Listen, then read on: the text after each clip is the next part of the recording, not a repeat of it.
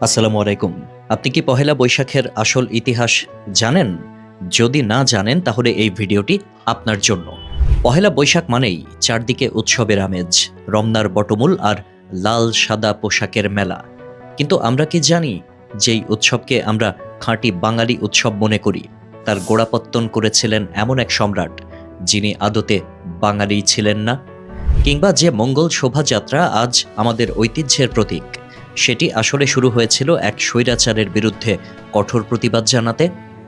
যদি না জেনে থাকেন তাহলে আজকের এই ভিডিও আপনার জন্য। পহেলা বৈশাখের গল্পটা শুরু হয় আজ থেকে প্রায় 450 বছর আগে, 1584 সালের দিকে। তখন দিল্লির সিংহাসনে মোগল সম্রাট আকবর। সম্রাটের তখন একটাই দুশ্চিন্তা, বাংলার কৃষকদের কাছ থেকে কিভাবে ঠিকঠাক খাজনা আদায় করা যায়। তখনকার দিনে কর আদায় করা হতো হিজরি বা চান্দ্র ক্যালেন্ডার অনুযায়ী, কিন্তু সমস্যা ছিল চাঁদের হিসাব ফসলের সময়ের সাথে মিলত না। দেখা যেত কৃষকের ঘরে ধান ওঠার আগেই সরকারের খাজনার নোটিশ পৌঁছে গেছে। বেচারা কৃষকরা তখন খাজনা দিতে গিয়ে দিশেহারা হয়ে পড়ত।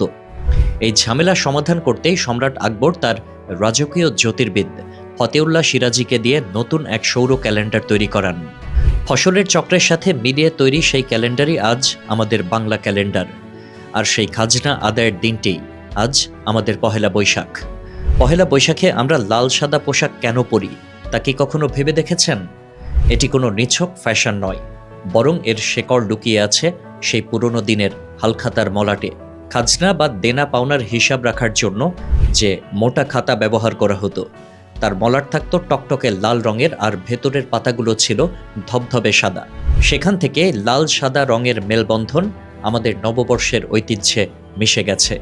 অর্থাৎ আজকের জনপ্রিয় লাল সাদা পাঞ্জাবি বা শাড়ি আসলে সেই খাজনার খাতারই এক রঙিন সংস্করণ।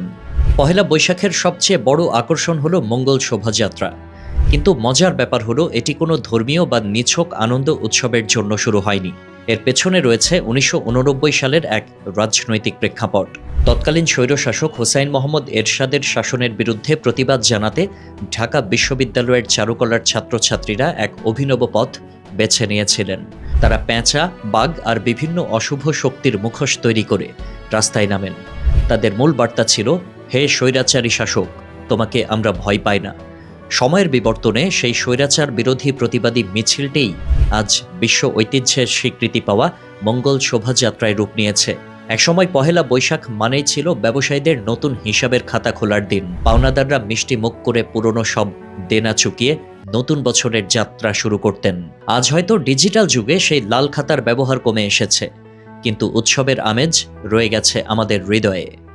পহেলা বৈশাখ মানে কেবল পান্তা ইলিশ বা গান বাজনা নয়, এর পেছনে জড়িয়ে আছে কৃষকের সংগ্রাম, সম্রাটের শাসন আর ছাত্র জনতার প্রতিবাদের ইতিহাস। যে উৎসবের জন্ম হয়েছিল খাজনা আদায়ের জন্য, আজ তা হয়ে উঠেছে বাঙালির মিলন মেলা।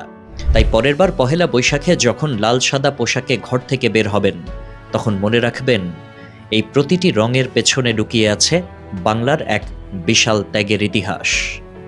আল্লাহ হাফেজ।